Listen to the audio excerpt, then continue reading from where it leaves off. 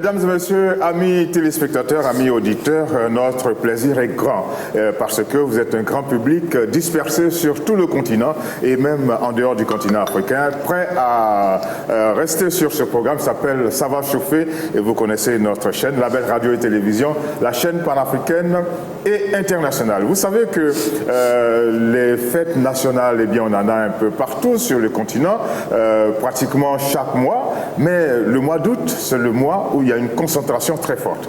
Rappelez-vous que le 1er août, c'était la fête du Bénin, le 5, c'était celle du Burkina Faso, le 7, c'était celle de la Côte d'Ivoire, et puis le 11, ça va être celle du Tchad, le 15, ça va être celle du Congo, le 17, ça va être celle de la République gabonaise. Vous voyez, il y a une concentration de fêtes nationales, de célébrations. Malheureusement, le chiffre qui va être célébré, c'est le chiffre 60, mais comme je le disais, malheureusement, il y a le coronavirus qui fait que, eh bien, les célébrations qui auraient dû être certainement grandioses à cause de ce chiffre très particulier, 60 ans d'existence pour nos pays, ce n'est pas rien, mais il y a encore du chemin à faire.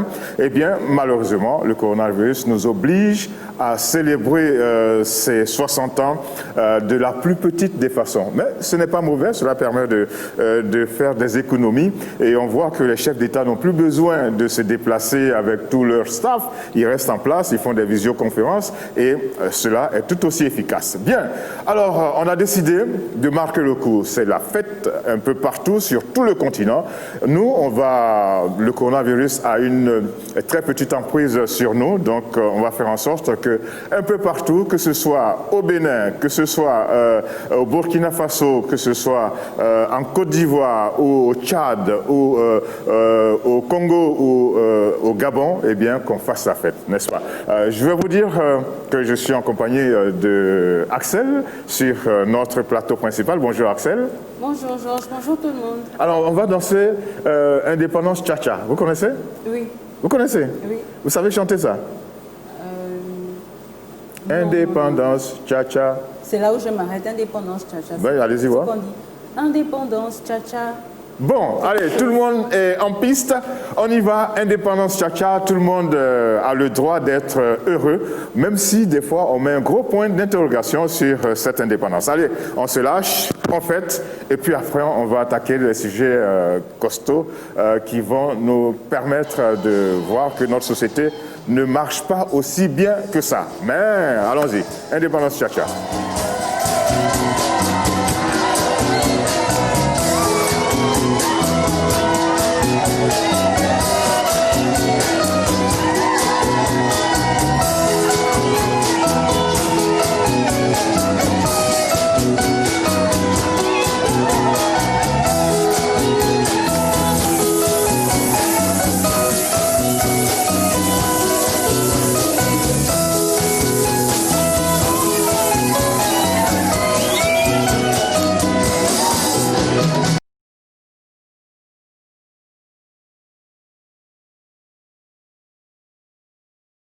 Cette indépendance, parce que pour qu'on puisse avancer, il faut être indépendant.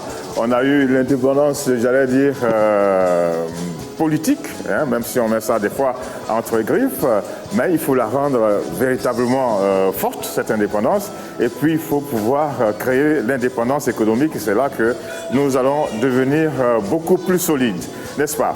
Alors, comme vous le savez, chaque samedi, sur ce plateau qui est éclaté sur tout le continent et même qui touche l'Europe, eh bien, nous recevons les Georgettes, une équipe de Georgettes bien solide, bien en place, avec certaines même qui se retrouvent des fois sur le banc de touche, n'est-ce pas? Aujourd'hui, on va saluer Josepha Pumboulou, maître Josepha Pumboulou de la République démocratique du Congo, qui nous suit et qui ne prend pas part à cette émission aujourd'hui. On va saluer également Sabrina Keyi, qui est à Accra, au Ghana, et qui est un peu malade, un peu souffrante. Eh bien, on va faire en sorte que nos prières la ramènent sur ses deux pieds et que la semaine prochaine, on la retrouve. Et puis Zita est dans un autre programme, mais elle a contribué à préparer cette émission. Voilà, ça c'est pour celles qui sont sur le banc de touche. Maintenant, celles qui sont d'attaque aujourd'hui, c'est Carole à Yaoundé. Carole, bonjour. Bonjour. Comment que ça va? Ça va très bien, merci. Ça va très bien. Et nous sommes très heureux de savoir que ça va très bien. Au Cameroun, il y a tellement de choses. Des fois, on a peur de dire qu'est-ce qui s'est passé au Cameroun. Mais on va poser quand même la question. Que s'est-il passé encore au Cameroun? Carole. Mais l'actualité la plus importante, hormis la politique, c'est Oui. bien ce fait des candidats aux examens officiels probatoires BPC baccalauréat Oui. qui ont refusé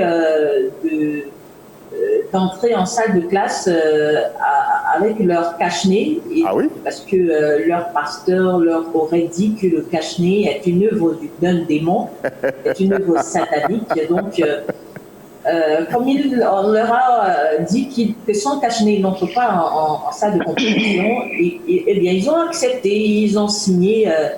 Qui a fait Il y a quelqu'un qui a fait Je sens que c'est plus chéri. Hein? C'est plus chéri. Non, c'est moi.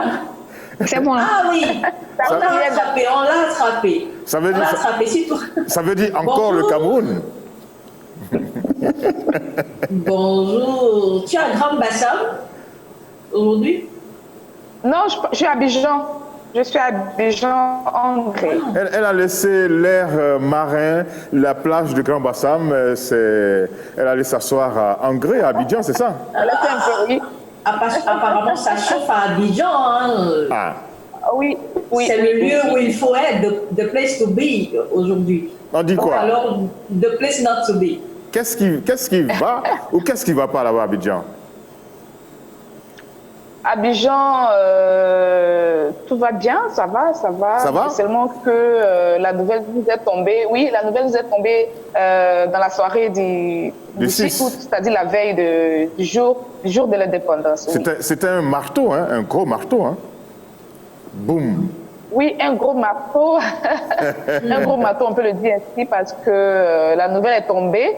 Il faut dire que depuis quelques jours, quelques semaines déjà, le président de la République, M. Alassane Ouattara, avait annoncé, tout le monde attendait à ce qu'il dise, à ce qu'il officialise le fait qu'il soit candidat à l'élection présidentielle. Il y avait deux choses en tout cas, candidat ou pas candidat. Oui. Il a dit candidat. Ou pas candidat. Donc, il a dit, oui, il nous avait dit auparavant qu'on lui laissait le temps de réfléchir, et la nouvelle est tombée le 6 août dernier, c'est-à-dire avant-hier, de ce que maintenant, là, il est candidat à l'élection prochaine, c'est-à-dire octobre. Carole, qu'est-ce que vous en pensez, Carole? Le marié a dit oui. Devant la mairie, le marié a dit oui. Le pouvoir lui tendait les bras. Ici au Cameroun, il y a des politiciens qui savaient très bien que au mois de mars dernier, lorsque le président Alassane Ouattara disait qu'il ne serait pas candidat à l'élection d'octobre 2020, oui. Ils n'y ont pas cru? Qu'il allait, non, on n'y a pas cru. Hein. On n'y a pas cru. Apparemment, c'est une habitude, c'est dans nos habitudes ici en Afrique subsaharienne de dire une chose à 10 heures et de dire une autre chose, le contraire de cela à 10 heures et 5 minutes. Alors, Pulchéry, nous maintenant, ce qu'on va retenir, c'est que quand un président va dire qu'il pleut, ça veut dire qu'il fait soleil. Franchement, c'est ce qu'on va retenir, parce que là... Bien. On va prendre la direction de... oui? Tout ce qu'on a... Oui, en fait, c'est l'engouement. En fait, en mars dernier, quand il avait annoncé qu'il ne serait pas candidat, tout le monde l'a félicité, tout le monde était content et tout ça. Donc, nous sommes tous... on ne sait plus quoi faire maintenant, on attend. Alors, vous voulez dire qu'il n'a pas été félicité cette fois-ci Non, mais parce que ce qu'il a dit matin, la midi, ça a changé, comme l'a dit tout à l'heure Carole. Donc, Ok, alors donc c'est bien noté. Maintenant, cher président Alassane Ouattara, si vous dites qu'il pleut, on va dire non, c'est vrai, on a bien compris, ça veut dire qu'il fait soleil. On va sortir du continent, on va aller voir ce qui se passe en Italie, à Milan précisément. Bonjour Adrienne. Bonjour. Alors, est-ce qu'il fait soleil? Est-ce qu'il fait soleil oui, là-bas? Oui, il fait soleil. Ça veut dire qu'il Il pleut? fait soleil. Non, ça veut dire qu'il fait vraiment soleil parce que nous sommes en été. En Europe, ici, quand on dit qu'il fait soleil, ça veut dire qu'il fait soleil. Il y a un vrai soleil, hein? Voilà. Un vrai soleil d'été. L'Italie, vous n'avez pas oublié de porter vos masques, d'être correct parce que ça se fait sur... On ne peut pas oublier de porter nos masques. Ça a été dur, hein, très dur. Ça a été très dur. Donc, normalement, les Italiens ne peuvent même pas s'amuser. Ils ne peuvent même pas Et maintenant, ça va? aller. Ça va beaucoup mieux. Ça va beaucoup mieux. On espère que ça va continuer.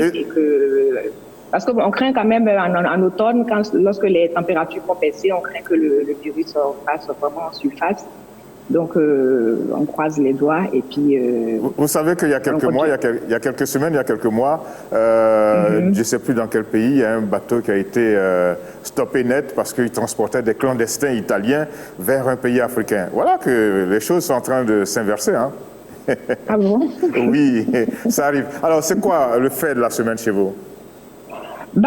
C'est toujours malheureusement des violences conjugales. Ah oui? Il s'agit oui, j'ai retenu, ça m'a vraiment choqué parce qu'il s'agit d'un père de famille de 41 ans qui est sorti. Il est rentré ivre à la maison et son épouse a essayé de raisonner un peu, de lui dire... Elle a essayé de faire quoi?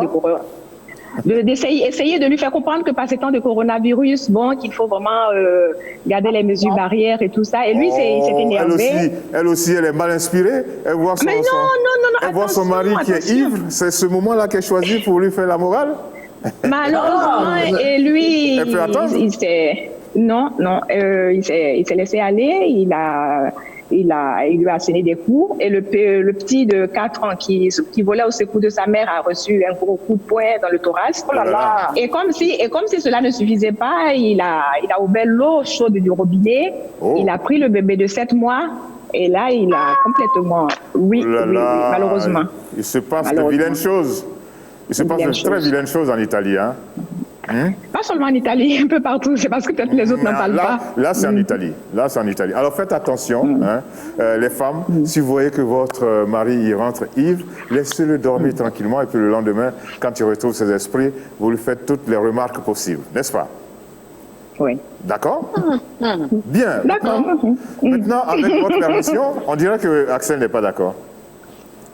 Pas d'accord avec... C'est moi. Avec le fait que, il faut le laisser dans son ivresse. Non, je suis plutôt choquée par sa réaction.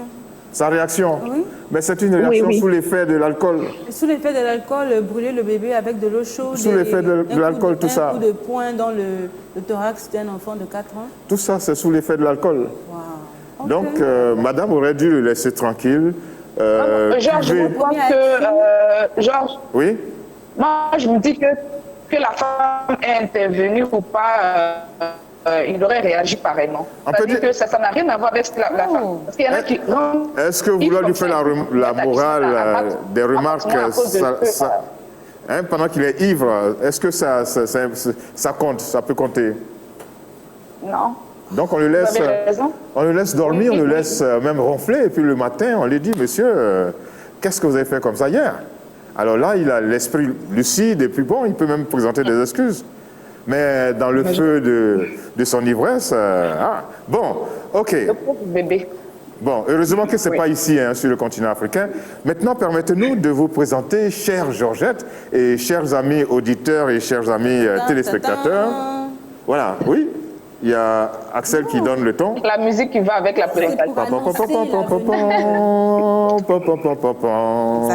Voilà, c'est Nogaï Sek.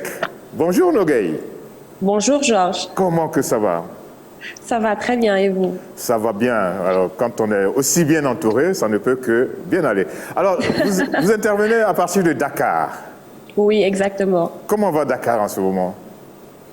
À Dakar, en ce moment, nous avons traversé une très dure semaine. Ah oui? Une semaine, disons, de deuil. Nous avons connu pas mal de tragédies. En fait, on va commencer par l'incendie de Denver. C'est-à-dire? Je ne sais pas si vous en avez pas entendu parler. À Denver, dans la localité de Greenwich Valley aux États-Unis, en fait, il y a une famille sénégalaise qui a perdu la vie dans un incendie. Ah, d'accord, Et oui. c'est 5 membres d'une famille, ils sont de même père, même mère. Et Oh là là. c'est très grave. Ce qui est grave, c'est que c'est un incendie criminel. C'est Criminel. un incendie criminel, oui. La police de Denver pense que c'est un incendie criminel. Et là, ils sont en train de mener les enquêtes. C'est un jeune ingénieur de 30 ans avec sa femme et sa fille de 4 ans. En plus de ça, il y a sa sœur et son bébé de 6 mois. Oh, ça fait trop, là. Donc, oui, ça fait trop. Oh, heureusement qu'il y a eu 3 personnes qui ont survécu, 3 blessés, mais ils sont dans un état très grave. Et ça crée un émoi à Dakar. Oui, à Dakar, ça crée un émoi. On est dans une situation de tristesse. Ça a marqué tout le monde. Donc, franchement, cette semaine, c'est ça qui a marqué vraiment l'actualité. En plus de ça, tout le monde sait que les confréries sénégalaises sont très importantes pour nous. Nous avons perdu l'un de nos califes de la communauté des Niassènes. C'est quoi un calife? Un calife, c'est le chef d'une confrérie, par exemple. C'est quoi une confrérie? Une confrérie, c'est Oui. des familles religieuses. Il y en a 3 au Sénégal. 3 grandes confréries. Oui, là, exactement. Il y a les Mourides, il y a les Tidjanes. Exactement. Les Mourides, les Tidjani? Oui, Et les puis? Tidjanes. Il y a les Mourides, il y a les Tidjanes, il y a aussi ce qu'on appelle les Niassènes. Il y en a genre, au nombre de 5, je pense. Oui. Les Niassènes, il y a les Layènes et tout. Ce sont des familles qui sont des précurseurs de l'islam au niveau du Sénégal. Et donc? Exactement. Donc, on a perdu un de nos plus grands califes, celui de la famille de la communauté Niassène. Le calife, c'est le chef de la confrérie. De la confrérie, exactement. Exactement. Mis à part ça aussi, nous sommes en souffrance par rapport au Covid-19. Le coronavirus nous pose des problèmes au Sénégal. Nous ne respectons pas après le déconfinement, nous n'avons pas respecté les mesures. Donc, il y a une explosion des cas et des morts. Ah. Il faut noter qu'au Sénégal, présentement, nous sommes à 10 718 cas confirmés de coronavirus et 223 décès. Oui, ça fait beaucoup. Ça fait vraiment beaucoup. Donc, hier, le ministre de l'Intérieur a fait une conférence de presse pour donner de nouvelles mesures, de nouvelles restrictions par rapport au Covid-19. Les nouvelles mesures sont, on interdit les rassemblements au niveau des plages, des spectacles, interdiction des manifestations sur la voie publique, pas de cérémonie religieuse, pas de cérémonie officielle. Et vous pensez qu'on risque au Sénégal de tendre vers un confinement encore? Le président ne l'exclut pas. Il dit qu'il n'exclut pas le confinement et même l'état d'urgence de nouveau. Ah. Alors, Oui. il se trouve que le Sénégal est en concurrence avec le Cameroun. Carole, ça continue de monter. Et pourtant, là-bas, il y a l'évêque, Monseigneur Cléda, qui a sa potion, je ne vais pas dire sa potion magique, mais sa potion qui permet, je crois, de faire reculer la pandémie. Carole. Ah bon? Oui, Georges. Heureusement, c'est une bonne nouvelle qui vient du Cameroun. Alors, c'est bizarre. Pendant que Monseigneur Cléda soigne et vide les hôpitaux catholiques, le chiffre, quand même, continue de monter dans le Cameroun. Et ça monte, mais plus comme avant. Je vous avais révélé que le gouvernement, à travers son ministère de la Santé, avait décidé de ne plus divulguer les chiffres quotidiennement, comme c'était le cas avant. Donc aujourd'hui, on a les chiffres une fois par semaine. Et pour l'instant, le Cameroun n'a pas encore dépassé, en deux semaines, n'a pas encore dépassé 17 000 cas de coronavirus. Mais nous avons plus de guéris que parmi les cas positifs au coronavirus. Nous avons beaucoup de guéris. Plus de 80% des malades sont guéris au Cameroun. Alors on va commencer ça a permis à Monseigneur Cléda, que vous avez cité tout à l'heure, de se taper un petit point sur la poitrine, oui. Puisque son médicament avait été officiellement reconnu par le gouvernement camerounais et est utilisé dans les hôpitaux, principalement les hôpitaux catholiques, très très prisés par les populations camerounaises. Et je me demande même pourquoi, depuis ce temps-là, nous n'avons pas encore inscrit, Axel, pourquoi on n'a pas encore inscrit Monseigneur Cléda dans notre registre de la méritocratie? Il faut qu'on corrige très rapidement cette lacune de notre part. Exactement. Exactement. Hein? On pourrait le faire le samedi prochain. Oui, pourquoi pas. Why not? Après de la santé. Alors, Oui. Merci beaucoup, les Georgettes, d'être bien là. Nous sommes contents que les choses se passent bien à votre niveau, mais qu'il y ait des drames ici et là, ça nous désole. Ce que Nogaï nous a dit tout à l'heure, eh bien, ça fait mal, ça révolte même des fois. Et puis, ce qu'on a entendu aussi de Milan, d'Adrienne, c'est pas des choses à faire, mais malheureusement, dans cette période où le coronavirus sévit, on a constaté que les violences conjugales, eh bien, montent. Bon, on va mettre tout ça de côté et on va retrouver un sujet qui fâche. Un sujet qui énerve, ce sont les papas incestueux. Ça vous dit quelque chose, Axel? Oui, monsieur. Les papas incestueux. Oui, ça me dit quelque chose. Jean. Encore une fois, les hommes s'illustrent de la plus mauvaise des manières. On va suivre ce sujet et puis on va réagir. N'oubliez pas, mesdames et messieurs, vous qui êtes les auditeurs et les téléspectateurs de cette émission, n'oubliez pas de participer à cette émission en appelant. Vous avez nos numéros de téléphone 074 55 11 02 si vous êtes au Gabon et plus 241 74 55 11 02 si vous devez appeler d'un pays en dehors du Gabon. Voici notre premier sujet de débat. L'inceste est une relation sexuelle frappée d'un interdit entre parentés. La prohibition de l'inceste existe dans pratiquement toutes les sociétés connues. L'inceste non consenti constitue une violation traumatisante avec des cicatrices émotionnelles bien marquées.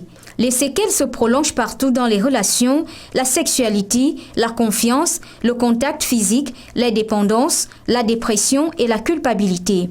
L'inceste est la forme la plus commune d'abus sexuel sur un enfant, un abus sexuel opéré par une personne de confiance sur un mineur pour satisfaire ses besoins sexuels et ou émotionnels. Le violeur joue à la fois de son autorité et des liens affectifs avec l'enfant.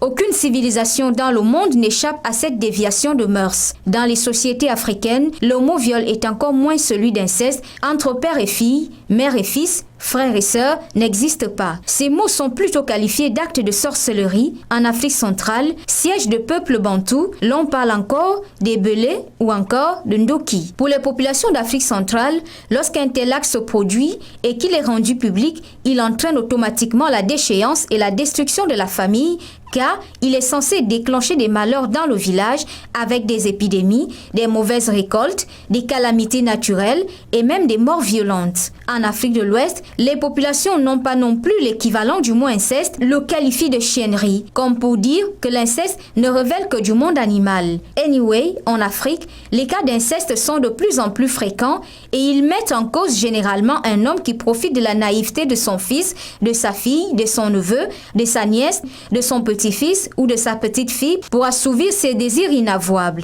Vous les Georgettes et vous chers téléspectateurs, qu'en pensez-vous? Faites-nous part de vos commentaires au plus 241 74 55 11 02 si vous êtes en dehors du Gabon ou au 074 55 11 02 si vous êtes au Gabon. Alors, laquelle des Georgettes a envie de démarrer, de dire qu'elle est dégoûtée par les pratiques des papas incestueux? Parce que des fois, l'inceste, et ça, c'est ça des fois le plus grave, frappe vraiment des enfants, donc des mineurs, et on trouve des fois des jeunes filles engrossées par leur papa, des jeunes filles qui tombent enceintes du fait de cela par leur papa. Qu'est-ce que vous en dites, Axel? Je trouve ça triste en fait parce que déjà... Seulement triste? Allez-y déjà. Zita dit qu'en Afrique, on n'avait pas ce terme-là. On ne parlait pas de viol. On n'avait pas un terme pour parler de viol ou pour parler d'inceste. Oui. Je ne sais pas si c'est parce que c'était quelque chose de tabou ou c'était quelque chose qui n'existait pas. Parce que nous, les Africains... Bon, il y a certains mots dans les langues. On aime bien taire les choses. Mais en fait... J'ai l'impression que les papas ne se rendent pas compte, ou les personnes adultes qui le font ne se rendent pas compte de l'impact sur l'enfant. Quand vous commettez l'inceste, en fait, vous détruisez la vie de cet enfant. J'aimerais vraiment que ça reste dans la tête de toutes les personnes qui me suivent. Vous détruisez la vie de cet enfant. Cette personne est marquée à vie. Plus rien ne sera pareil. Ce ne sera pas un individu normal. quel que soit l'argent que vous donnez à la personne, les études qu'elle fait, le pays dans lequel elle va aller, la personne avec laquelle elle va se marier ou lequel il va se marier, il ne sera jamais un adulte normal. C'est très grave ce que vous faites. Ce n'est pas juste un acte sexuel. Vous détruisez la vie de votre enfant, votre cousin, votre neveu. Vous détruisez sa vie en fait. C'est terrible. J'espère que s'il y a certains qui ont cette tendance-là, qui fassent très attention, il faut la refouler, la rejeter complètement parce que c'est une pratique qui rapproche, on va dire, de l'animal. Adrienne, qu'est-ce que vous en dites ? Est-ce que dans la société italienne, hein, si on la prend de façon globale, il y a des cas d'inceste qui se produisent ? Bien sûr, bien sûr. En Italie, c'est un délit, la réclusion va de 2 à 8 ans selon les cas. Et moi, je pense que ce sont des hommes qui ont des carences affectives. Le plus souvent, ce sont peut-être des hommes, quand ils étaient des enfants, qui ont été violés eux-mêmes, qui ont subi des violences. Bon, ils n'en ont pas parlé, donc c'est des phases post-traumatiques qui continuent de les animer au point que bon, ils ont envie de répéter ça sur leurs enfants. Mais attention quand même, quand on a vécu quelque chose d'aussi dur, comment se fait-il qu'on a envie de répercuter ça sur ses enfants ? On n'a pas apprécié, on n'a pas aimé. Non, on n'a pas aimé, mais justement, puisque bon, on a refoulé ça, on n'en parle pas. Et après, on va dire que c'est comme une forme de maladie qui est là et qui est couverte. Et puis bon, un matin, ça se déclenche. Et puis bon, voilà, parce que comme Axel le disait là, ils ne se rendent pas compte au moment de l'acte. Eux, ils ont fini. Et puis bon, c'est après que peut-être ils vont réaliser. Bon, et ici, des fois, c'est à répétition. Ici, ils ont parlé d'un père qui a violé ses 3 filles à partir de 3 à 5 ans jusqu'à une dizaine d'années. Alors, Ardienne, 2 secondes, il y a un ami qui nous appelle. Allô, bonjour monsieur. Allô, bonjour monsieur Georges. Vous vous appelez Georges ? Bon, je vous appelle. Allô ? Oui. Vous êtes en direct ? Allô ? Vous êtes en direct sur la Belle Radio et Télévision. Ok, je vous appelle de Conakry. De Conakry. Vous êtes monsieur ? Monsieur Baldé. Monsieur Baldé. Voilà. Alors, bon, je n'interviens pas pour votre thème. Oui. Bon, puisque je pense que ces gens qui font inceste, bon, ça, il faut les condamner à perpétuité. Ceux qui pratiquent ça. J'ai 2 constats, parce que j'aime bien votre émission. Ah oui. Merci beaucoup. Le premier constat, est-ce que vous avez un jumeau? Puisque Georges Weah, vous ressemblez beaucoup. Qu'est-ce que vous souhaitez, s'il vous plaît? Ça c'est. Deuxièmement, en voyant le clip indépendant, oui, j'ai les larmes aux yeux. Pourquoi? Puisque ça vous a rappelé la période des indépendances. Les premières indépendances en Afrique, et la Guinée fait partie des premiers pays. Hein. C'était en 1958, la Guinée a dit non au général de Gaulle et on a vu ce que ça entraînait comme conséquence. Bon, revenons à notre thème. Adrienne, nous étions avec vous. Vous nous disiez? Je disais que... Il y a quelqu'un qui dit, vous étiez 10 ans? Oui, c'est vrai, allez-y. Oui, on parlait de ce père qui a violé ses 3 filles pendant une dizaine d'années. Quand il était au banc des accusés, il a dit non, que c'était lui et c'était sa façon à lui de leur démontrer de combien de fois il les aimait. Ah oui? Bon, alors il y a une confusion entre l'amour paternel et puis l'amour incestueux. Voilà. Il y a quand même... c'est pas la même chose. C'est pas la même chose, mais bon, c'est comme ça qu'il a répondu. Bon, ok. Il a détruit la vie de ses filles. Alors, on va faire une grande transversale et nous retrouver à Dakar. Nogaï? Oui, Georges? Alors, est-ce que dans la société, dans la communauté, là-bas au Sénégal, on entend parler de ce genre de difficultés, de ce genre de problèmes? Avant, c'était des problèmes qui se réglaient en interne parce qu'on a, dans la société sénégalaise, quand il s'agit de famille et qu'il y a ces scandales-là de problèmes d'inceste, on préfère régler ça en interne sous prétexte que non, ça va détruire le nom de la famille, il y aura des tentatives de suicide, mais les choses commencent à changer maintenant. C'est-à-dire? C'est-à-dire que maintenant, quand il y a des problèmes d'inceste, les filles, elles parlent. Au moins, elles ont ce courage-là de parler.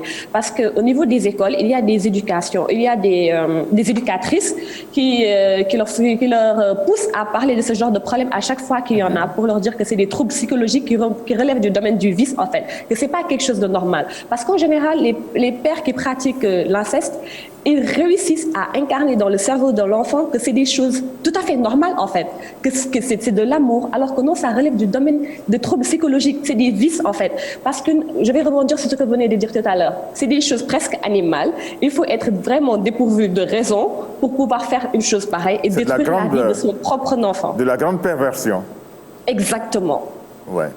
Et exactement. Alors, qu'est-ce qu'on fait d'une jeune fille qui tombe enceinte de son père? Je pense qu'il faudrait lui donner le choix. C'est très compliqué. Mais après, cette fille mérite d'être suivie psychologiquement parce que c'est des séquelles qu'elle va traîner toute sa vie, comme l'a dit Adrienne tout à l'heure. Et en plus, elle aura un problème pour affronter la vie plus tard. Donc, est-ce que cette personne-là est véritablement prête à éduquer un enfant si elle-même, elle n'a pas fini de grandir, en plus d'avoir des problèmes, des troubles psychologiques, du fait que tu ressens du dégoût, de la culpabilité, tu n'as pas confiance en toi, tu traînes toutes ces choses-là et on te demande en plus de tout ça de regarder cet enfant-là qui te rappellera l'inceste, en fait, un que ton enfant père a commis sur toi. qui est à la fois son enfant et son frère. Exactement. Donc, après, je pense que c'est un enfant qui mérite d'être suivi psychologiquement. Et à la fin, on pourra lui donner le choix si elle a vraiment envie de faire ça ou elle n'en a pas envie. Elle peut faire recours à l'adoption tout simplement. Et je pense même, pourquoi pas avorter. La question est posée. Des fois en Afrique, quand on parle d'avortement, tout le monde tout le monde frémit, mais il y a des fois des cas. Est-ce que c'est un cas de force majeure, Carole? Est-ce qu'on peut parler dans ce cas-là de force majeure? Je suis un peu troublé moi-même déjà. Quoi dire devant une fille qui est enceinte de son père, Carole? Georges, lorsque vous avez abordé ce sujet-là, quand vous avez prononcé le mot inceste, j'ai eu des frissons. Des frissons? Parce que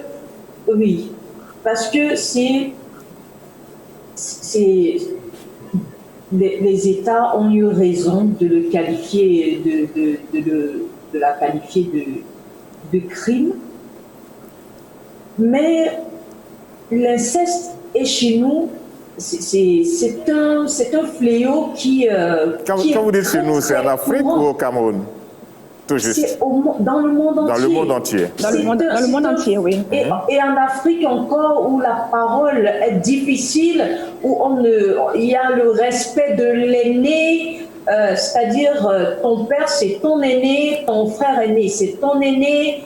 Ce respect-là qui est obligatoire, quand ton aîné fait quelque chose qui n'est pas correct, tu n'as pas d'oreille en fait pour t'écouter. Et lorsque tu viens dévoiler... J'espère que la personne qui a été amenée tout à l'heure l'a fait dans son coude. Hein? Non, comme elle est seule là, on ne craint rien. J'espère qu'elle est seule dans sa salle. On est dans le coude. Non, je suis très seule. Je suis seule, il n'y a personne. D'accord, ok. Carole, continue. Voilà. Donc je disais que quand ces victimes-là arrivent donc à se confier à une tierce personne, on trouve tout de suite des raisons pour la décourager, pour la démentir, voilà, c'est quelque chose de, vous l'avez dit tout à l'heure, qui nous rapproche de l'animal. Je ne sais même pas si je pense que les animaux même sont en train de changer par rapport à ce que nous on fait. Eux-mêmes, ils sont en train de constater que c'est pas bien. Vous voyez la lionne qui a fait ses petits, quand le lionceau est grand, eh bien il ne fait plus comme les chats le faisaient. Il va dans une autre contrée pour chercher une lionne et plus sa mère. Mais chez nous, c'est vicieux, c'est récurrent dans les familles. Tout le monde le fait. Moi, j'ai suivi une histoire en France, je ne sais pas, ça fait 5 ans, où un parent en complicité avec sa nouvelle épouse avait violé sa fille pendant des années et elle lui avait fait 7 enfants, je crois. Oh là là. Je ne sais pas si vous avez suivi cette histoire. On en a entendu parler. 7 enfants, voilà, 7 enfants. Non, c'est pas une question... Je ne sais pas si c'est en Belgique. Entre la Suisse, je crois, entre la Suisse et la Belgique. La Suisse et la Belgique, oui. Donc, vous voyez que c'est un phénomène courant qui concerne l'être humain, qui ne concerne pas une race, mais l'être humain en général. Et je ne sais pas ce qui peut habiter un être humain. C'est comme le viol des enfants de 3 mois, des nourrissons. Je ne sais pas ce qui peut habiter un être humain à regarder un père qui regarde sa fille et qui entre en érection parce qu'il a vu ses attributs féminins et tout ça, qui arrive à entrer en érection, à avoir des sensations. Jusqu'à aller violer un enfant de 3 mois. Je ne sais pas. Alors, mais je ne vous apprends pas également que certains enfants sont complices, hein. C'est-à-dire, ils gardent le secret avec leur père. Mais un enfant, qu'est-ce que vous voulez, quand il est effrayé, quand on lui met la pression, des fois on le roue de coups pour qu'il se taise, il est obligé de se taire. Il se tait pas de façon volontaire, mais il se tait parce qu'on lui a imposé le silence. Ce sont de gros manipulateurs. Hein. Oui, alors, Carole, on va aller voir du côté de la Côte d'Ivoire, à Abidjan, précisément à Angré. Pulchéry, la Côte d'Ivoire n'échappe pas à ce fléau. Souvent, dans les journaux, on entend parler de ce genre de difficultés.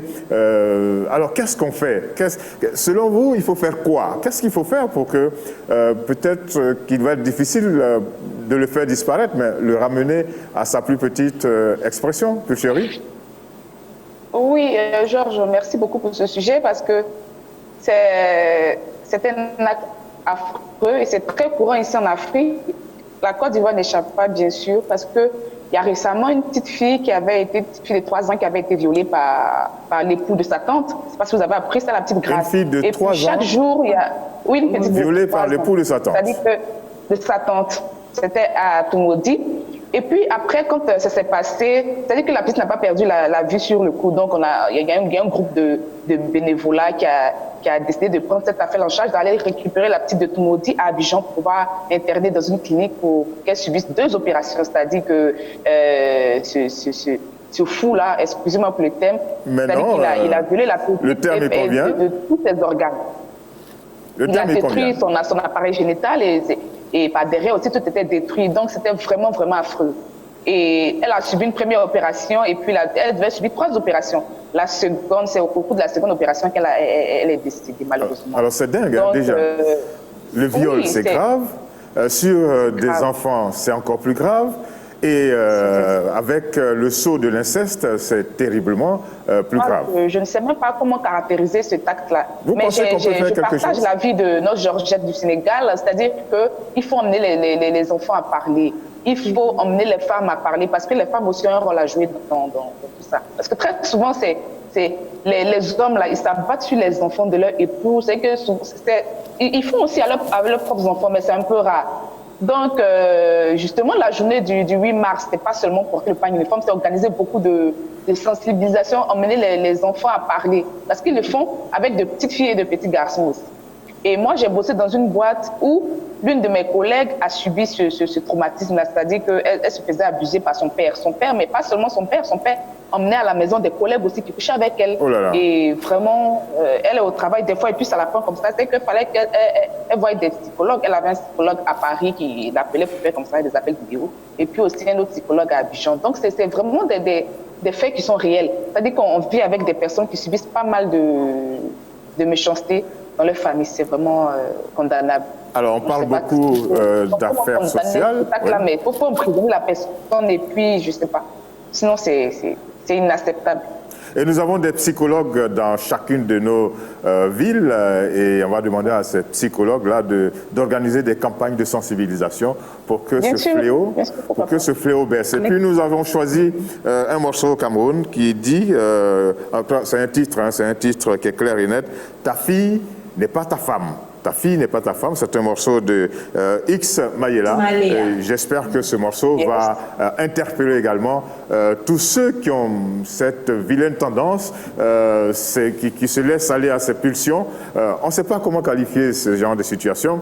On est proche de l'animal, c'est de la perversion, c'est... Bon, quoi dire? En tout cas, X Mayela le traduit bien dans ce clip que nous vous proposons. Ta fille n'est pas ta femme.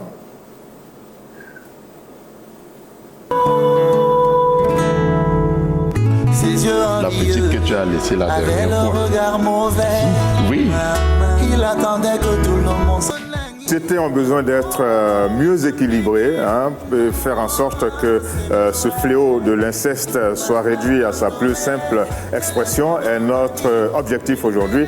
Vous avez entendu, mesdames et messieurs, les unes et les autres s'exprimer sur le sujet. Il y a une unanimité qui parle et qui dit qu'il faut faire très attention dans les familles et surtout il faut parler et il faut faire en sorte que les enfants parlent. On n'a pas abordé la question de l'amour entre un frère et sa sœur, entre une maman et son fils, mais le plus grave, c'est qu'une jeune fille, une fillette, on va dire, tombe enceinte de son père. Bon, c'est un sujet grave et il faut en parler. Il faut en parler, il faut mettre le doigt là-dessus, il faut interpeller les psychologues. Allô, allô, allô? Allô, bonjour, M. Bokeh. Bonjour, monsieur. Vous êtes monsieur? Oui, c'est M. Souma Pro à Abidjan. Ah, très enchanté. Enchanté. Vous appelez d'Abidjan. Quelle est votre réaction? Oui, j'appelle d'Abidjan. Oui, quelle est votre réaction? En tout cas, merci beaucoup de le faire. Oui? Votre émission est une très bonne émission. Merci beaucoup. Merci beaucoup. Je vais vous faire un témoignage hier, qui s'est passé hier. Oui? J'étais au quartier Mami Adjoa. Et là-bas, il y a un bonhomme de 40 ans qui a duré ici de 4 ans. Et j'ai observé, j'ai regardé, alors j'avais même l'envie de vomir. C'est le mot qui va, c'est une horreur. Vraiment, c'est une situation pénible dans ce monde. Voilà, c'est bon de dénoncer ce genre de situation. Oui. C'est choquant. Merci beaucoup. Comment va Abidjan aujourd'hui? Parce que vous n'êtes pas à côté vous n'êtes pas à côté de Pulchéry, là. Vous avez parlé de Mami Adjoa. Mami, c'est Yopougon. À Yopougon, la grande commune de Yopougon. OK. Merci beaucoup, cher ami, d'être entré en connexion avec nous sur cette émission. Ça va chauffer de la belle radio et télévision. Et dites à tous les Ivoiriens et à tous les Africains qui sont en Côte d'Ivoire, eh bien, que ce programme, il est à eux et qu'il faut qu'ils soient encore plus nombreux parce que les retours que nous avons disent qu'il y a du monde, mais on a encore envie qu'il y ait beaucoup, beaucoup plus de monde. Alors, vous restez en notre compagnie. Nous vous proposons maintenant de retrouver notre cher ami Marie-Paul Redombina qui a décidé de nous donner des repères culturels pour que nous nous organisions, malgré la pandémie du coronavirus, à suivre certaines activités importantes. Appel à la candidature pour le Festival du Caire. Le Caire International Film Festival accepte maintenant les soumissions de films pour sa 42e session qui se tiendra du 19 au 28 novembre 2020. Open Art Week lance un concours de mode vidéo réservé aux jeunes créateurs tunisiens et italiens de moins de 20 ans. Open Art Week est un projet créé pour connecter des artistes et des espaces indépendants dans le monde, dans les domaines de la musique, du théâtre, du cinéma, de la danse et des arts visuels, touchant une audience de plus de 50 000 personnes. Et puis nous allons du côté de Cotonou au Bénin où là-bas le Festiflash est le premier festival photo organisé par la jeune génération de photographes béninois. Elle a pour vocation à s'étendre à toute la sous-région francophone. À ce titre, les préparatifs vont bon train pour l'organisation de cet événement qui est à sa 6e édition pour le compte de l'année 2020.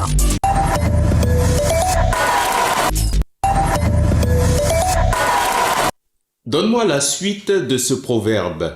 Qui vole un œuf volera des oignons, de la tomate et de l'huile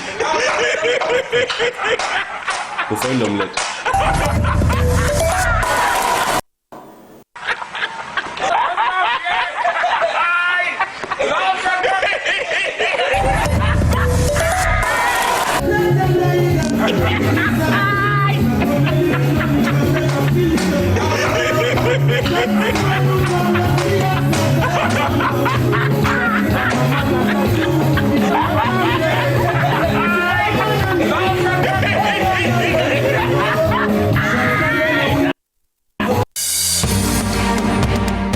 Agence de publicité, annonceurs, opérateurs économiques de tout secteur d'activité. La même publicité vous ouvre ses portes, ses espaces et ses produits à des coûts défiant toute concurrence. Profitez de notre positionnement satellitaire pour vous permettre d'être visible en Afrique et dans le reste du monde. Pour tout renseignement, appelez-le +221 33 867 59 81, le 78 204 26 22 22 pour le Sénégal, le +237 691 333 306 pour le Cameroun et +241 746 290 90 pour le Gabon.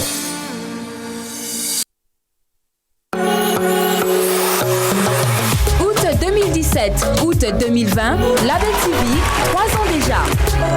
Saisissez notre offre exceptionnelle, le triple tortille de Label TV. 30 spots publicitaires de 30 secondes pendant 30 jours à seulement 1 million de francs CFA. Qui dit mieux pour la relance de vos affaires? Notre service commercial est à votre disposition. Sénégal, +221 33 867 59 81, +221 78 296 22 22. Cameroun, +237 691 333 306. Gabon, +241 746 290 90. Partout ailleurs, appelez l'un des 3 pays de votre choix. Attention, offre valable jusqu'au 15 septembre 2020. Label TV, 3 ans, 3 fois plus belle, 3 fois plus panafricaine. Le panafricanisme a un nom, Label TV.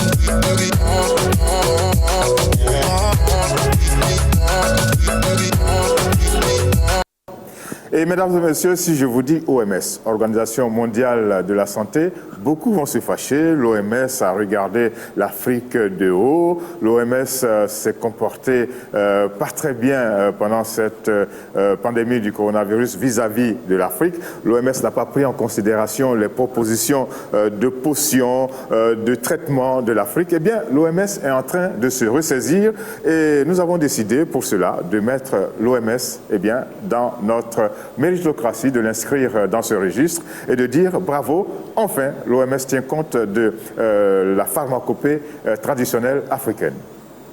Longtemps restée méfiante sur l'usage de la médecine traditionnelle dans la riposte contre le nouveau coronavirus, l'OMS, l'Organisation mondiale de la santé, change son fusil d'épaule. En effet, pendant que les grands laboratoires du monde sont lancés dans la recherche d'un vaccin, l'OMS a décidé enfin d'explorer la médecine traditionnelle. Un comité africain de l'OMS sur la médecine traditionnelle a été enfin créé pour aider à concevoir des essais cliniques sur les thérapies d'origine africaine. Avec le soutien du Centre africain de contrôle et de prévention des maladies, l'institution a mis en place un comité consultatif d'experts. Celui-ci sera chargé de fournir un soutien et des conseils scientifiques indépendants au pays sur la sécurité, l'efficacité et la qualité des thérapies de médecine. Ce comité viendra par ailleurs en appui aux pays qui souhaiteront mener des essais cliniques de médicaments traditionnels en conformité avec les normes internationales. Cette option de l'OMS fera certainement le bonheur des praticiens de la médecine traditionnelle, laquelle est de plus en plus sollicitée par les populations africaines dans le traitement de la COVID-19.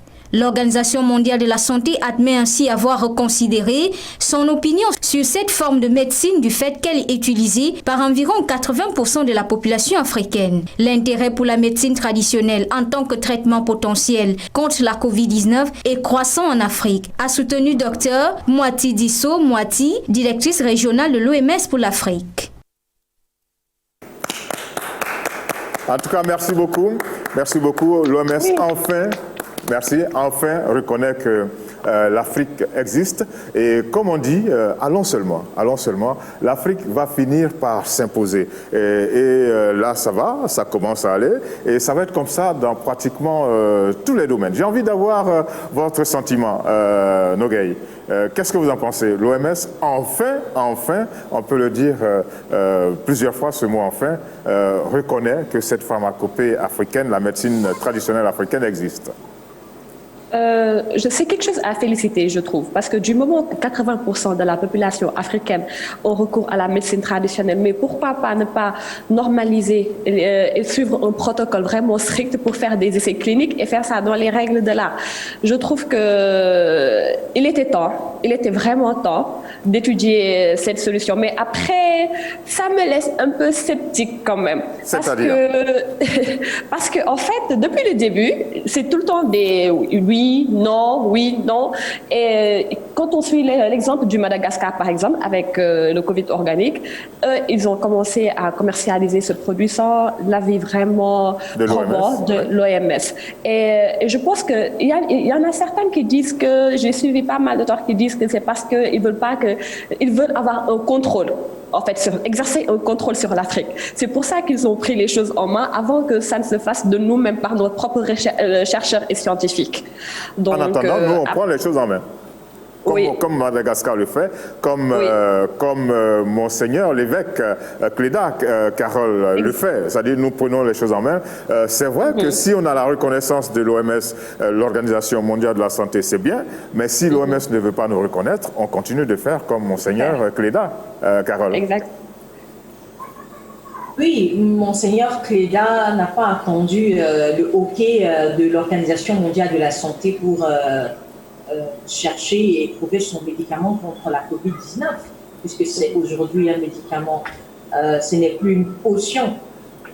On reconnaît le médicament de Monseigneur Cléda comme un médicament qui soigne la COVID-19. Ça, c'est reconnu. Maintenant, tous les pays membres de l'OMS n'ont pas le choix. Hein. Quand vous adhérez à une organisation, vous respectez ces règles. C'est-à-dire vous ne faites rien qui demanderait son OK sans son OK. Je pense que les pays africains qui sont membres de l'Organisation mondiale de la santé ne devraient pas réchigner de l'ingérence de cet organisme-là dans ses affaires. Si l'OMS te dit voilà comment tu vas marcher, eh bien tu marches comme ça parce que tu es membre, tu as signé et voilà, tu obéis. Je pense que comme certains panafricanistes de la génération 2.0 sont en train de demander sur les réseaux sociaux la création de l'Organisation africaine de la santé. Et pourquoi pas, why not? Je pense que, voilà. Ouais. OK. Alors, je crois que c'est la même satisfaction à Abidjan avec Pulchéry.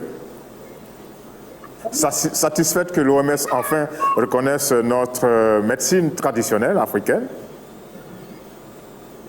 Oui, nous sommes tous satisfaits. Tout à l'heure, je donnais un peu d'applaudissements. Donc, c'est à féliciter, c'est tout un honneur.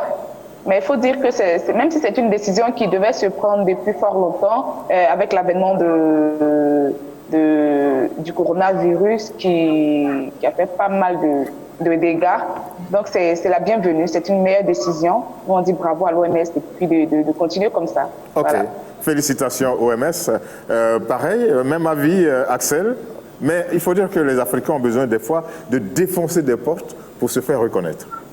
Mais en fait, c'est comme ça. Si on veut toujours être ceux qui quémandent, les mendiants, ceux qui attendent des autres, on ne sera jamais respecté en fait. Donc il faut lutter dur. Je pense que les États africains, oui, on a reçu l'aval de l'OMS, ce qui est une très grande avancée.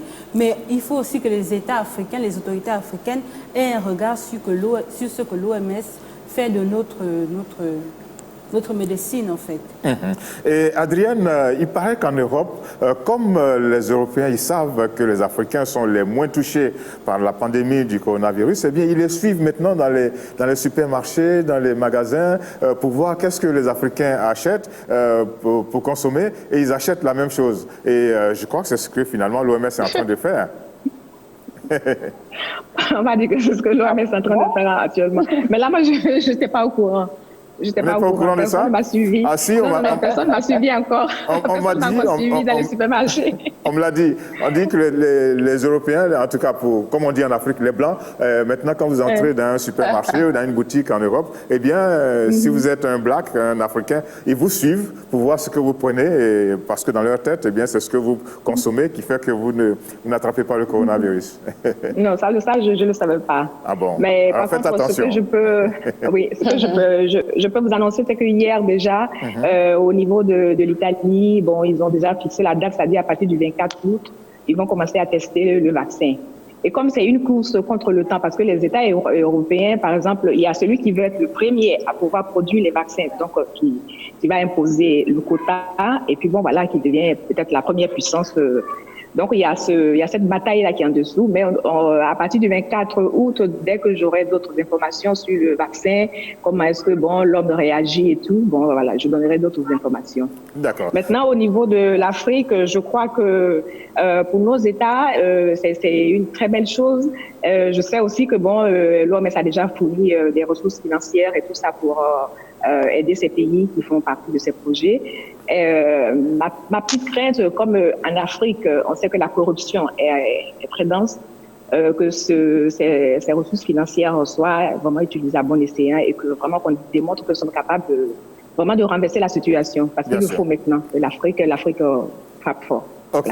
L'Afrique gagne. L'Afrique peut gagner, l'Afrique peut avancer, l'Afrique peut faire à l'humanité des pas en avant. Et c'est ce que l'Afrique est en train de démontrer avec la gestion de la pandémie du coronavirus. Figurez-vous qu'ici au Gabon, la façon dont la chose est traitée, bien des fois, c'est vrai, il y a des mécontentements, mais de façon globale, ça se passe, j'allais dire, très bien. Et les Africains ont une certaine maîtrise de cette gestion, et la preuve, c'est que nous sommes le continent le moins touché.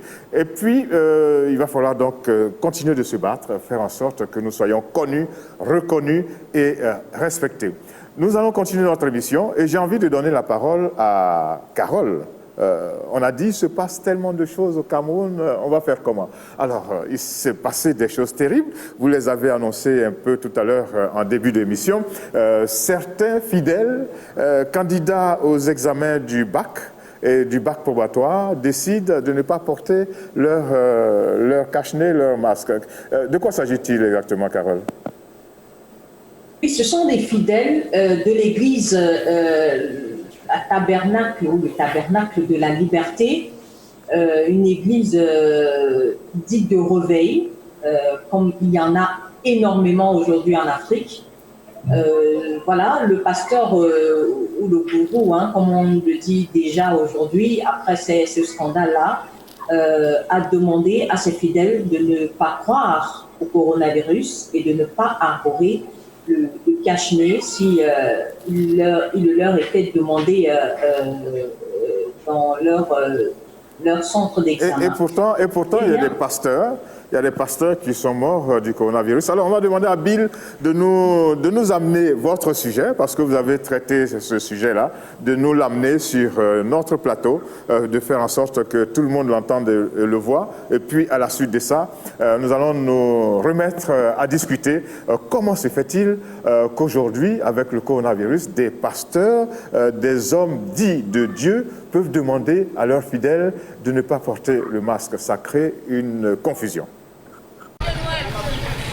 L'église, dénommée Tabernacle de la Liberté, située au quartier Biémassi à Yaoundé, agréée depuis des années par le gouvernement camerounais, a été scellée le 5 août pour clandestinité, rébellion, non-respect des prescriptions gouvernementales pour la lutte contre la Covid-19 et détournement de mineurs. Son promoteur, le pasteur Ngoa Tangana, ici à l'image, a aussi été mis aux arrêts pour avoir contraint ses fidèles, candidats aux examens officiels, à ne pas arborer leur masque de protection et de ne pas entrer en salle d'examen si telle était la condition. On a même interdit les enfants d'aller composer que le cache-nez qu'on met là, il y a le démon. Depuis la pose des scellés aux portes du temple, les langues se délient dans le quartier. C'était même déjà de trop. On n'arrivait même plus à dormir. Chaque jour à 6h, 5h, parfois à 22h, tu arrives à la maison comme ça, tu veux te coucher. Ça non, il a commencé avec l'église là-bas. On ne peut pas étudier parce qu'ils font le bruit. Quand tu rentres à 17h pour étudier, c'est les problèmes. Il n'est pas ce temps qu'à envoyer le feu, 24 heures sur 24, 7 jours sur 7. Il passe la nuit à envoyer le feu sur les gens, on ne sait pas pourquoi. Même hier, quand on a scellé, ils ont encore fait les bruits. Ils ont passé la nuit à envoyer le feu. Non, hier, aujourd'hui, on a bien dormi parce que c'est fermé. Oui, parce que c'était trop avec les bruits là. Il y a l'église, mais moi, je ne sais même pas l'église qu'on fait. L'église rassemblait des dizaines de fidèles chaque soir pour la prière et la prédication, sans respect d'aucune mesure barrière contre la propagation du coronavirus. Le sous-préfet de Yaoundé 3e a dû mobiliser la force publique pour contraindre les fidèles qui s'opposaient à la mesure de suspension à libérer les lieux. Bon, c'est vrai, c'est un sujet qui est grave, mais il y a quand même quelque chose de fou là, dans cette affaire. Et je suis sûr que Adrienne de là-bas, vous regardez un peu cette affaire en rigolant. C'est vrai que c'est grave, hein, mais on ne peut pas s'empêcher de rire.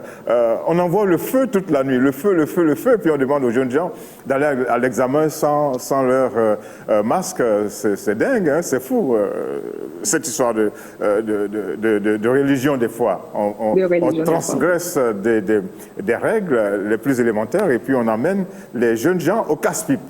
Adrienne. Oui.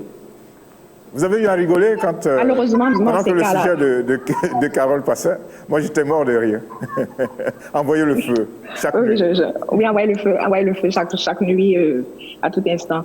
Non, c'est dommage que le continent africain comporte pas mal de passeurs et que ces histoires-là vraiment sont en train de grandir à chaque instant sur tous les réseaux sociaux. N'importe qui se lève, il est un passeur, il est un appelé de Dieu, il est l'homme de Dieu. Bon, donc moi je crois que c'est les écritures bibliques qui sont carrément déviées. Bon, quelqu'un qui se lève et qui se dit bon, moi je crée mon église. Et puis bon, mais pour moi, ce sont de gros manipulateurs, c'est des envoûteurs, parce que quand on se lève, qu'on envoie le feu toute la nuit, et que ces jeunes gens arrivent vraiment dans une salle d'examen pour composer et qui savent très bien qu'ils doivent porter leur cache-nez. Et puis bon, on dit non, il y a un pasteur qui te l'a dit. Mais les pasteurs sont morts de coronavirus actuellement, un peu partout, tout le monde est en train de mourir. Il faut quand même essayer de se ressaisir. Même quand Jésus a dit, si on veut vraiment s'étaler, quand Jésus a dit, je suis avec vous jusqu'à la fin des temps, ça ne veut pas dire que quand le bus est en train d'arriver, il faut aller se mettre devant là parce que Jésus est avec moi. Non, il faut avoir un peu de jugeote, moi, je crois. OK. À ce stade-là. Il faut avoir de la jugeote, c'est très important et c'est noté. Je suis mort de rire. Alors, je vous envoie le feu, Nogueï, moi, à Dakar. Non. Moi, je veux retour le feu. J'envoie le feu à Dakar, Nogueï. Okay. Qu'est-ce que vous en pensez? En fait, j'ai une question avant pour Adrienne. Parce que, oui. Est-ce qu'il y a des sanctions pénales quand on ne porte pas de masque, en fait, pouvant aller de l'amende à l'emprisonnement? Non, je crois qu'il y a de très fortes sommes vraiment sous forme d'amende qui sont imposées. Et puis bon, voilà quoi. Ça va jusqu'à 300 €. Et ça ne les empêche quand même pas de porter un masque. Parce qu'à Dakar, ici, le fait de ne pas porter de masque, la police t'intercepte immédiatement et t'amène à la prison. Tu paies une amende. Si tu refuses de payer l'amende, tu es emprisonné. Donc, je trouve que c'est une question d'organisation. Au début, on avait le même problème avec des prédicateurs ici qui disaient à la population que le coronavirus n'existait pas. Mais ils ont été immédiatement interceptés par la police. Ah oui? Oui, ils ont été interceptés par la police parce que c'était un discours assez fréquent que ce soit au niveau des praticiens ou bien au niveau des prédicateurs qui disaient que non, le corona n'existait pas, que c'était juste du paludisme, qu'il fallait soigner avec des plantes, qu'il faut pas prendre les mesures barrières en considération et tout. Mais après, ils étaient interceptés par la police. Et quand il y a des familles religieuses à côté aussi qui ont commencé à négliger le coronavirus, l'État a fait un travail de collaboration entre les familles religieuses pour parler aux disciples et la population sénégalaise pour pouvoir respecter le port du masque et respecter les mesures barrières. Je pense que l'État du Cameroun devrait essayer cette stratégie-là. Oui, il faut insister dans la sensibilisation. Exactement. Parce que les hommes dits de Dieu, les hommes de Dieu ont une grande influence sur beaucoup de gens. Et donc, Mais Georges, oui. Ce sont de gros marabouts. Pour rebondir à ce que Dakar a dit, oui. Vous savez très bien que cette situation arrange certains régimes africains. Hein. C'est-à-dire... ça arrange qui certains régimes africains. Certains régimes africains. Les régimes au pouvoir. Ah oui? De quelle façon? Plus le peuple est endormi comme ça, là, et on dit la religion, c'est l'opium du peuple. Ils font leurs affaires tranquillement. La religion, c'est l'opium du peuple. Voilà. Parce qu'il y en a, on ne comprend pas comment chaque jour, il y a des dérives dans ces églises de réveil, mais chaque jour, elles sont les premières à obtenir aussi facilement des agréments d'exercer. Alors, c'est paradoxal. On va demander que les États fassent comme au Rwanda. Au Rwanda, la profession de pasteur est très bien encadrée. Il faut faire des études, il faut faire de bonnes études de théologie et il faut passer des examens, il faut les réussir, il faut faire preuve de probité morale avant que l'on ne vous décerne le titre de pasteur, c'est-à-dire celui qui doit travailler les consciences pour que l'on aille vers Dieu, mais vraiment dans le bon sens. Parce que les garçons que vous avez interrogés, Carole, ils m'ont fait mourir de rire. Tous les soirs, le feu, on ne dort pas. Abidjan, Pulchéry, je sais que c'est le cas. Il y a beaucoup de temples, des églises qui font beaucoup de tapage, des fois pour rien, et qui poussent leurs fidèles à des comportements, vraiment des comportements qui vont contre le bon sens. Et là, dans le cadre de la lutte contre le coronavirus, qui font que les fidèles s'exposent au virus. Pulchéry est là? Le feu, c'est Pulchéry. le feu, Pulchéry. Alors, on vous entend pas, Pulchéry? Ah, Georges? Oui. Le mot consacré, c'est faya. Le feu, c'est faya. Vous savez que tout cela vient du Nigeria et des États-Unis. Ah oui. Voilà. Oui. Alors, est-ce que Pulchéry, on peut vous entendre en dire que votre micro a pris un coup de feu? Il y a un pasteur qui est passé dans votre micro, non? Un pasteur, pas un pasteur correct, un pasteur comme celui qui entraîne ces jeunes gens à ne pas porter le masque. Alors? Pulchéry? J'avais perdu la connexion. Maintenant, c'est bon, on peut parler. Oui. Alors, on parlait justement de ces pasteurs qui poussent ces jeunes gens à ne pas respecter les mesures barrières. Et là, à l'occasion des examens, on dit non, allez-y, mais ne portez pas le masque. Et ces jeunes gens qui disent que nous, notre pasteur dit que c'est diabolique de porter le masque. C'est fou, hein? Pulchéry, es-tu là? Oui, c'est-à-dire qu'il y a ces pratiques-là qui nous mettent un peu en retard. C'est vrai qu'on va à l'église, on veut tous aller au paradis et tout ça. Mais il y a des choses il y a des choses auxquelles il ne faut pas s'adonner. La maladie est réelle. Hein. En tout cas, il y a eu les symptômes. Moi-même, j'ai été parmi, mais jusqu'à ce que je découvre que des amis proches ont été atteints de la maladie. Donc, à un moment donné, affaire de Dieu, affaire d'église, là, on a quand même ça de côté, plus prendre la réalité en main. Alors ici au Gabon, les églises sont fermées. Hein? Les lieux de culte, les mosquées, les églises, tout est fermé encore. On a rouvert depuis des jours déjà. Mais voilà, c'est inadmissible, quoi. C'est-à-dire que vous, à l'église, on vous a dit de ne pas porter de cache-nez. Donc, pour ça, vous renoncez à vos examens. Mais c'est absurde. Et en quoi porter le cache-nez est diabolique? Moi, je ne sais pas. Si, parce que nous sommes en Afrique, hein, Georges. Donc, au début, c'est-à-dire que quand le corona commençait, là, quand ça venait de commencer, on nous disait, on entendait parler, dire que non, c'est une maladie qui a été inventée. Tu sais, dans les églises, les gens prêchaient là-dessus pour dire que c'est le diable et tout ça. Donc, ils n'ont qu'à faire, mais dire que pour ça, ils ne vont pas composer.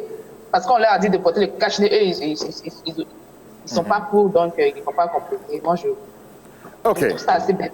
Alors les Georgettes, nous sommes au terme de notre émission. Je ne sais pas si les auditeurs et les téléspectateurs, certains ont envie encore de dire un petit mot. Nous avons été enchantés d'avoir des réactions à partir d'Abidjan et de Conakry et on sait que ça bouchonne dans notre ligne téléphonique. Mais bon, on sait aussi qu'il y a du monde de l'autre côté qui regarde. Nous sommes à la fin de cette émission. On va faire un dernier tour rapide et très rapide en commençant par Axel, le feu, non? Il faut, comme l'a dit Adrienne, en fait, il faut réfléchir parce qu'on demande aussi d'être soumis aux autorités, de respecter les autorités. Donc là, ils refusent en fait d'obéir aux autorités. Ils sont hors la loi. Alors que dans l'Église, on dit l'autorité est établie, il faut la respecter. C'est ce que je dis en fait. Oui. Donc quand on vous dit, quelle que soit votre religion, quand on vous dit quelque chose, il faut aussi réfléchir. Nous avons tous un cerveau. Si ça n'a pas trop de sens, je ne sais pas, demander conseil auprès d'autres personnes en fait. Alors, le pasteur, c'est un homme comme nous. Il peut se tromper en fait. Peut-être qu'il a eu une vision ou une révélation. La révélation peut être fausse en fait. Dernier tour d'horizon. Il n'est pas Dieu. Oui. Il n'est pas Dieu. Il n'est pas Dieu. Très important. Qui m'a interpellé tout à l'heure, c'est Carole?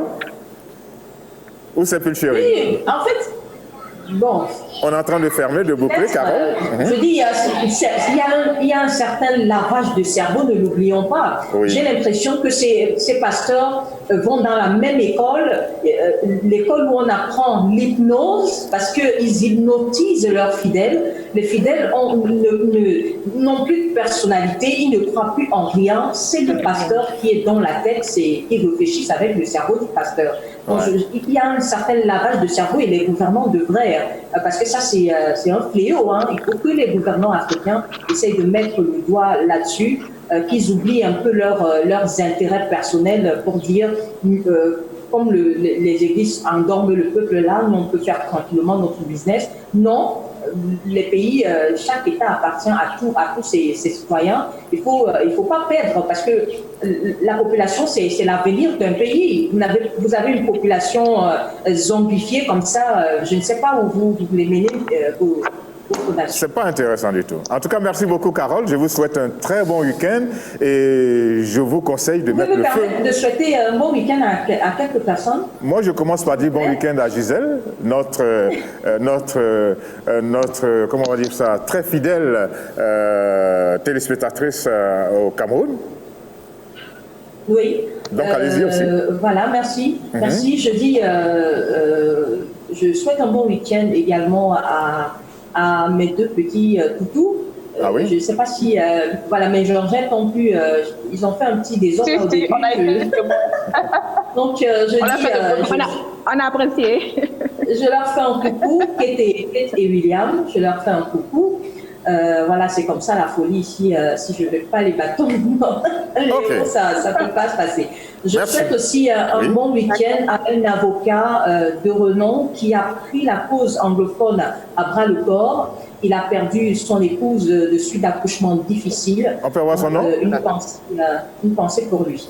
Son nom? Charles Atanga, Maître Charles Atanga. Maître Charles Atanga, nous vous saluons. Une pensée pour lui et ses enfants. OK. Merci beaucoup, Carole. Je crois que le message est passé. On va à Dakar? On va à Dakar? Oui, Georges. Nogaï? Oui. En fait, je pense qu'il faudrait envisager la solution de mettre vraiment les pasteurs au centre de cette sensibilisation. Parce que dans chaque société, il y a des réalités. Et dans nos sociétés africaines, les réalités, c'est que la population croit aux pasteurs, croit aux confréries religieuses et ces choses du genre. Et justement, c'est cette opportunité-là que l'État sénégalais a exploitée pour pouvoir vraiment régler cette situation dès le début.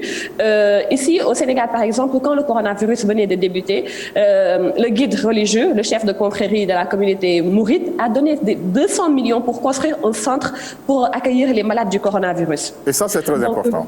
Exactement. Donc, je pense que l'État devrait se rapprocher de ces pasteurs-là pour un travail de sensibilisation et leur soumettre à des règles et protocoles pour pouvoir vraiment sensibiliser la population sur le coronavirus, les risques de cette maladie, pour ne pas que la situation dégénère. Parce qu'encore une fois, on n'a pas les moyens de gérer cette situation-là au cas où elle dégénérerait encore plus. Merci beaucoup, Nogaï. Nous vous décernons votre licence, licence de titulaire de Georgette à Savachouf. Merci.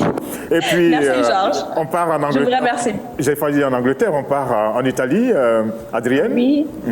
Oui, ben moi je salue tout le monde et je retourne sur le sujet des papas incestueux. Donc voilà, je souhaiterais que les jeunes gens se servent surtout des réseaux sociaux pour dénoncer, parce que c'est vrai que dans les familles on peut pas vraiment en parler. Donc les réseaux sociaux, on peut toujours par Facebook, des pages, essayer de masquer peut-être l'identité, mais essayer de faire passer le message et puis pour sensibiliser tout le monde et puis, donc on va continuer. Message bien perçu, mais il y a un téléspectateur qui a demandé de vous demander. Oui. Est-ce que vous chantez parce que vous êtes dans un studio, non? Là. Non, je ne chante pas, c'est le studio de mon fils. Mon fils est un producteur de musique. Voilà. Ah d'accord, ok, bien noté. Pulchérie, Abidjan. Oui. Bon, je vous fais un coucou. Gros coucou. D'accord. Voilà. Un gros coucou, tout juste, hein? La fin de l'émission, okay. Je tenais à souhaiter la bienvenue d'abord à notre gay, notre Georgette de Dakar. Oui, merci beaucoup. Puis, propre rétablissement à Sabrina. Dakar. Sabrina, oui, un gros bisou. Vous vous portez bien. Voilà. Je dis grand merci aussi à tous nos intervenants, ceux qui nous ont appelés de la Côte d'Ivoire et aussi de Conakry, parce que c'est notre télévision panafricaine. Depuis la semaine dernière, on a eu des intervenants du Niger, du Mali. Oui, et ça bouge. Ça bouge sur le continent. De toujours intervenir comme ça fait plaisir. Merci beaucoup. Bon week-end. Moi aussi, le plaisir, il est grand. Je vous dis au revoir. Je vous souhaite un très bon week-end. À vous, les Georgettes, à vous, auditeurs, à vous, téléspectateurs. Et on va faire un choix entre Franklin Boukaka et notre cher Amos Papa Méchant. Vous choisissez qui, Axel? Lequel vous choisissez? Papa Méchant. Amos Papa Méchant. Amos Papa Méchant, c'est le nom d'un artiste gabonais qui fait de la très bonne musique, de la musique dite traditionnelle. Et c'est de cette façon que nous allons vous quitter et vous dire rendez-vous la semaine prochaine, même heure, même lieu, sur la même chaîne, la Belle Radio et Télévision, votre chaîne panafricaine internationale. Bye bye. Bye. Voilà, bon week-end. Bon week-end.